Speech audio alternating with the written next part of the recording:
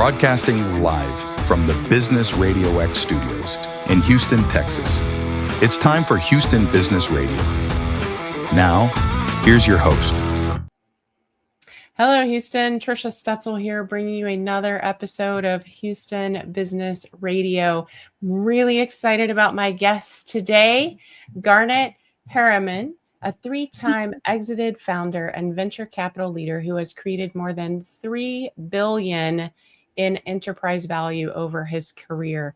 He's the co-founder and general partner of the Aperture VC, a fintech and AI-focused fund backed by a powerful group of Fortune 500 financial institutions. His portfolio includes high-growth companies across AI, insurtech, and emerging technologies, several already at or near unicorn status. What makes Garnet's perspective especially unique is that he's operated across the full spectrum.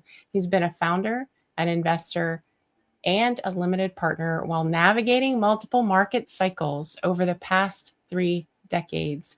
Beyond investing, Garnet is also known for sharing his insights on leadership, mindset, and performance with tens of thousands of followers, often writing about the intersection of business, mental fitness, and long-term decision-making. Garnet, welcome to the show.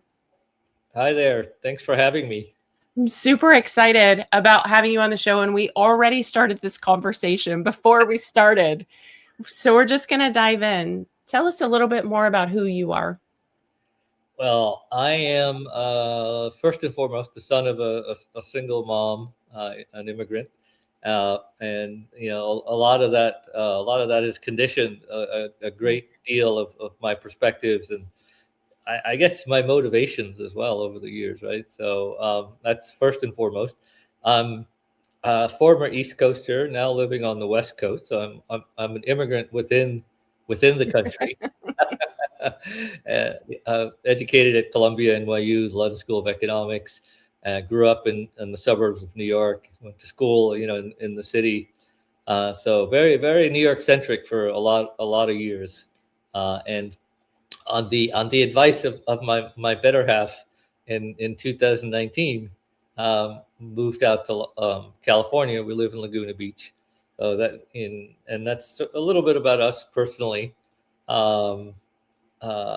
Professionally, I kind of accidental serial entrepreneur, which sounds paradoxical, but I wasn't planning on it. And it took me a long time to realize that maybe I was good at it. And after about 3 times and the 3 exits, I realized that I much rather be on the investing side of things. And so started investing around 2008, 2009. Lived through the market crisis, continued to invest, and dozens of angel investments later, started thinking about raising a fund, and I was presented with that opportunity in 2019, and that became Aperture. And it's a $75 million fintech AI fund backed by Bank of America, Truist, PayPal, FIS, Mass Mutual, Progressive, NextEra Energy, Duke University, and a few other, luminaries in the VC business, like Fred Wilson from Union Square Ventures. Okay. Yes, all of those things. So much there. Garnet, can we I'd really like to dive in because I'm very curious about what actually drives your decisions, and we can back into some of the other things, the businesses that you founded, but I want to dive right in. So what actually drives your investment decisions in the business that you're in now? Because I've heard you say that it's not always driven by economics alone. That's right. And that works on a few different levels, right? At a macro basis, any GP has an obligation to the LPs, the investors in the fund, to stay within certain investment parameters because you literally made legal commitments to, and you have a fiduciary responsibility to do a certain kind of investing, right? So, but within that framework, there's typically, a lot of unknowns, a lot of uncertainty, a lot of variation, a lot of unpredictable, events. And so your decision process, is something that has to be flexible by definition. What I try to do is what logicians and statisticians and mathematicians call heuristics. After 20 years of building things and then looking at investment opportunities, when I had the chance to think about this, I tried to simplify my own process to a set of heuristics, which is just a fancy word for shortcuts, right? Okay. And so my shortcuts are around this triangulation process that starts with you're as a Christian and a veteran, you're either going to love this or not. But it starts with more personal. I want to say personality and I don't know what the right word is. Your belief system. Sure. And Okay. your framework for your moral compass, your capacity for work, your capacity for pain and suffering and sacrifice. It starts with a much more of a personal profile of the founder or founding team, and only after that it goes to more of a technical, more of a market, more of a financial set of analyses. If I can't get through that first piece, I'm not even going to bother, looking at the rest. And so knowing how important that is, I created my own system for what I called, this contrarian technocrat profile. So what's that mean? A contrarian, everyone up, you're the opposite, right? You can't believe the world doesn't work the way that you want it to work. You're mad as hell. and you're going to do whatever it takes to change it. You're an evangelist, you're an ambassador, you're you're persuasive, you're argumentative, whatever. Technocrat is literally the opposite end of the personality profile.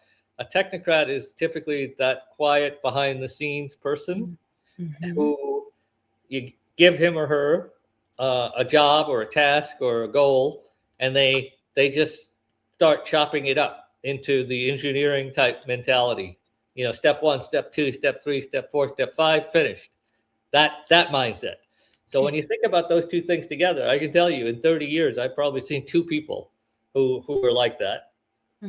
However, if you're lucky, and if the founders are smart about how they select one another and how they come together as a team, the team itself has that profile. Okay. So that's the magic, when the team has the profile.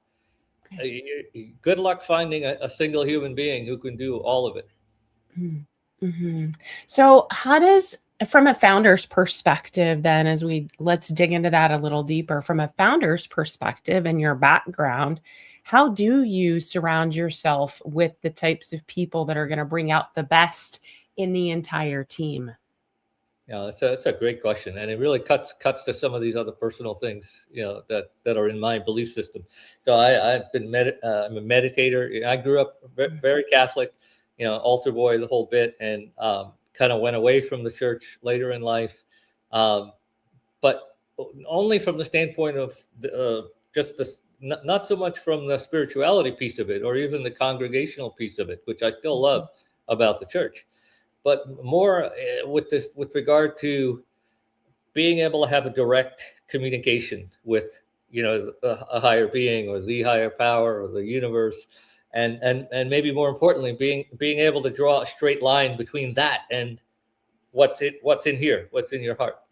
And so, my meditation practice has been based around that for 25 years now. And so that level of self-awareness becomes critical for any founder trying to understand him or herself, and being realistic about what they do well and what they don't do well. And so I look for a level of self-awareness that then goes that extra step, that, where they're trying to attract complementariness and thinking about the fullness of it all, Hopefully that makes sense. So. Yeah, absolutely. So we have to know who we are first, so that we can find those that complement, or even fill the void, if we want to be just real raw about it, fill the void that we can't fill because we're not everyone. We're not everything to everyone. We are who we Exactly are. right. I love that. So from a values system, I know that you have a strong connection to the veteran community Yeah. and even how they're perceived as, I'll call them leaders or founders. So what do you think organizations are still getting wrong and even right about veteran leadership specifically?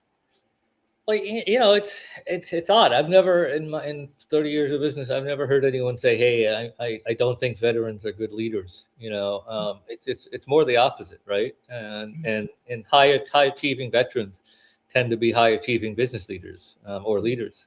So for the most part, I mean, either I'm very very very you know um, like either I'm not seeing everything, or literally everything I've seen has been positive, and so most of the people I know tend to value them as leaders, as board members.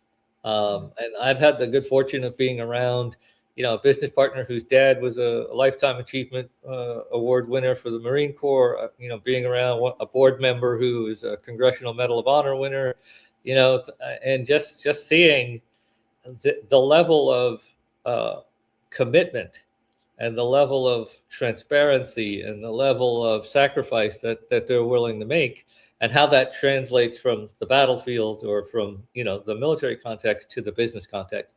So I've never actually heard anyone question it. That's because you're hanging around in the right circles. I'm just saying, you're attracting the right energy. And I hesitate to say this, but I have members of my family who have served, but they've never. I don't believe any of them were actually in the military, in the battle theater. They're like engineers and maintenance people and stuff like this for the military aircraft and materiel and that sort of thing. I also really thought very seriously about West Point when I was and military academies in general. And I don't know that I was a good enough student to get in, and I didn't really understand the process. But in the course of my lifetime, I've met multiple West Point grads, multiple Air Force Academy grads, one or two Naval Academy grads, and I realized how intellectual they are. And so that's another part I think maybe people don't appreciate, is that there's a deep intellectual tradition within the military academy system. Yeah, absolutely. All right, Garnet, we're about halfway through our conversation, and I know folks are really interested in learning more, maybe connecting with you. Where's the best place for them to find you or connect with you? Oh, sure. On two ways. Probably the preferred way would be on LinkedIn. My name is fairly unique. I don't think there's another Garnet on LinkedIn, and so that you can email me or direct mail me there, and I think that's probably the best way, actually. So okay, fantastic. So you guys can find Garnet on LinkedIn. It's GarnetHeraman. perfect. All right. So I know a lot of founder owners, people who decided to open a business in their area of passion, Garnet. And as you probably know, that oftentimes when we have a passion for something, it may not make us the best business owner from a business development perspective. So what would you say to those who are listening today that have gone into business in a very high passion of theirs, but they haven't quite yet figured out how to be a good business owner? What would you say to them? Yeah, back to the contrarian technocrat. I mean, try to surround yourself with the right people, and the right people in this case, as always, is ones who complement your core skill sets. In the setting you're thinking about, obviously you want to see that shared passion and purpose, and in immersion in that particular field. But I think you also want to see some alternative ways of doing things, alternative viewpoints, alternative perspectives, and try to triangulate, try to make it more additive than divisive. The other thing I would think I would tell people over and over again is, have realistic goals for your business.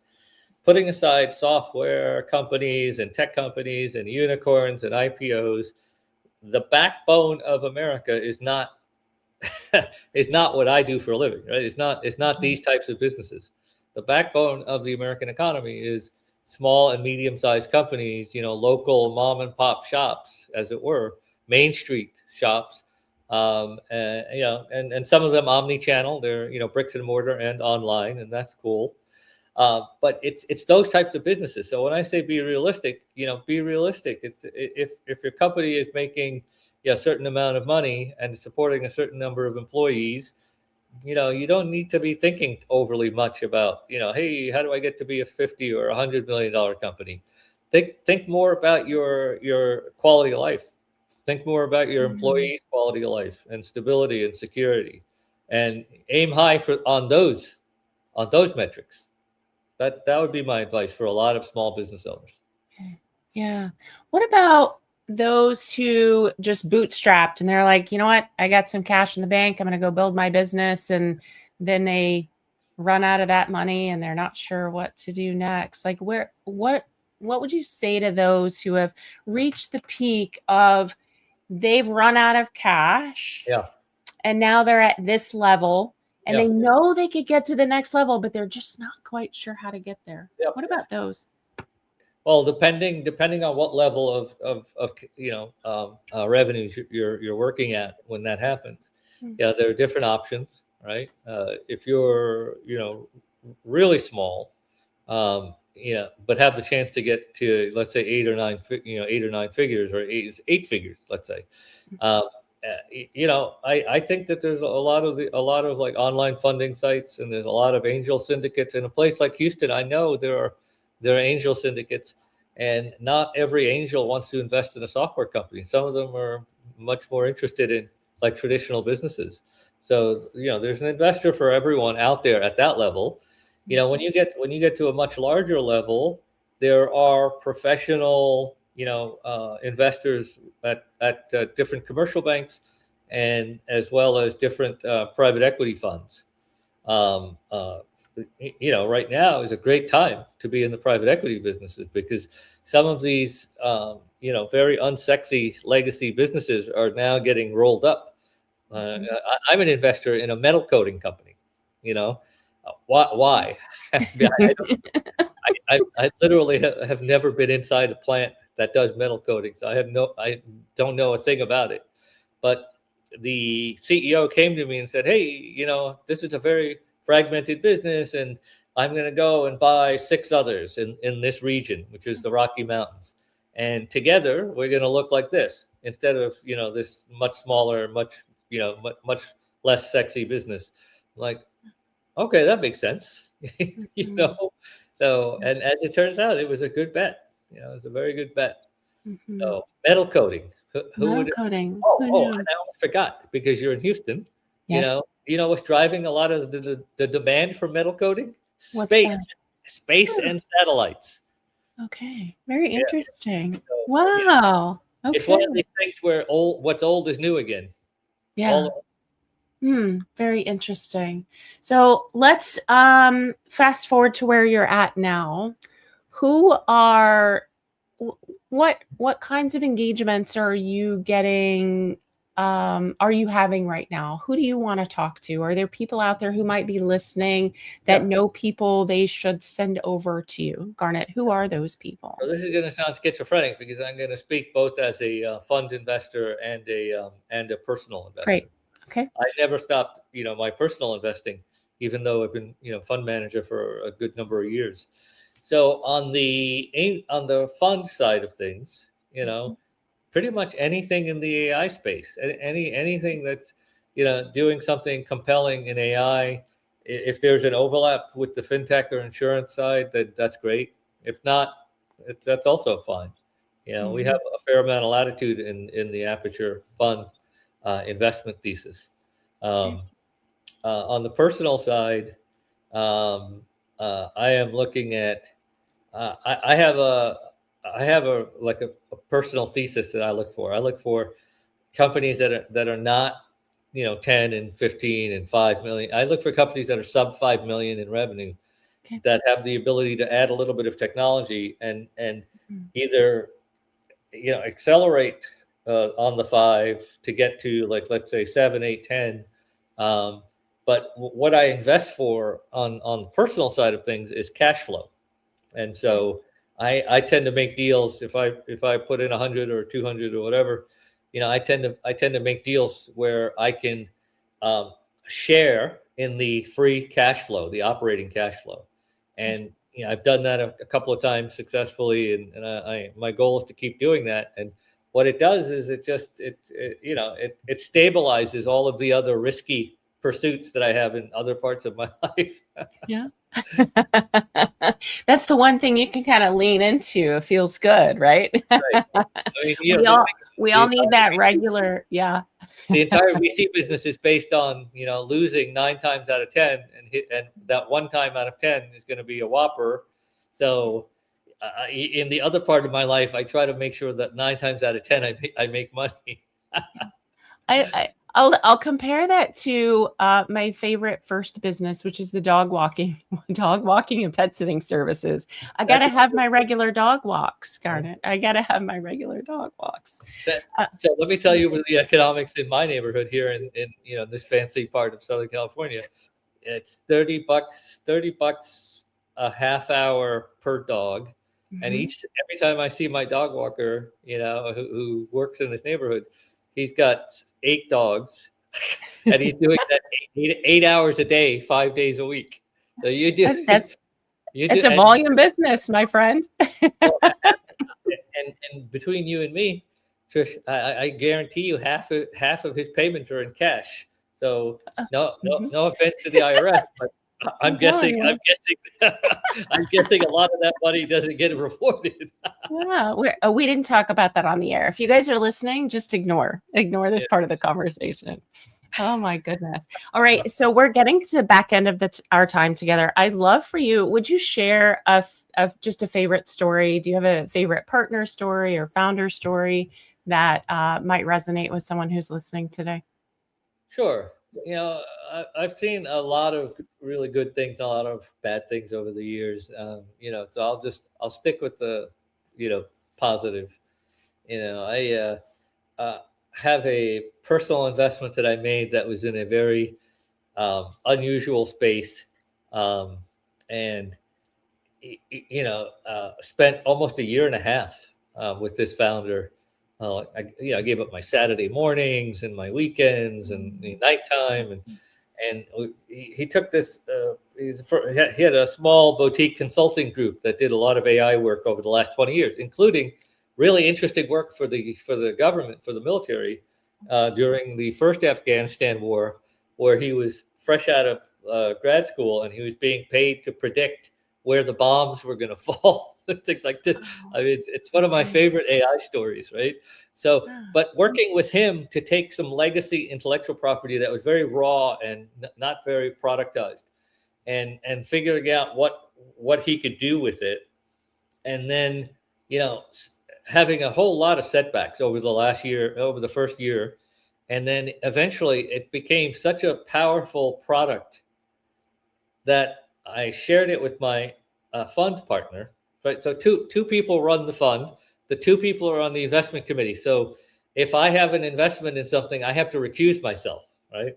Okay. So the really gratifying part of this was, like, I recused myself. I gave it to my fund partner, and Aperture invested within days, and because it was such a powerful tool. So, being able to work with this particular founder, who's very intellectual, but also very warm and purpose-driven and open-hearted, to get to this point, and then seeing it, manifest as an investment opportunity for my own fund. That was, I would say, that's been the highlight of my investment career so far. That's amazing. I can see that you're really connected to humans, and that makes a big difference in the decisions that you make. And I love that you value these human connections. All right, I have one last question for you as we wrap up.